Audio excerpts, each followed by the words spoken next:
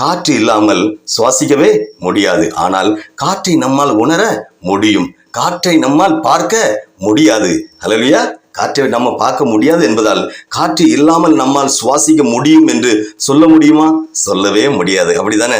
அதுபோலதான் நம்முடைய கர்த்தராகிய இயேசு கிறிஸ்துவையும் நாம் தினமும் பார்க்க முடியாதே தவிர கண்டிப்பாக அவரை உணர்ந்து என்ன செய்யணும்? உணர்ந்து கொள்ள முடியும்.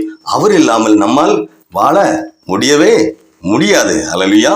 மற்றவர்களின் உதவி எந்த அளவிற்கு அவசியமோ அதே அளவிற்கு மேலாக இயேசுவும் நமக்கு அவசியம். அதான் யோவான் 15ஆம் அதிகாரத்துல திராட்சை செடியை குறித்து அதுக்கு மேல படர்ந்திருக்கும் கொடியை குறித்தும் நாம் வாசிக்க முடியும். அது ஒரு தேற்றக்கூடிய உதாரணமாக அமைந்தாலும் நம்முடைய சுயத்தின் மீதான நம்பிக்கையை தகர்க்கக்கூடியதா இருக்கிறது.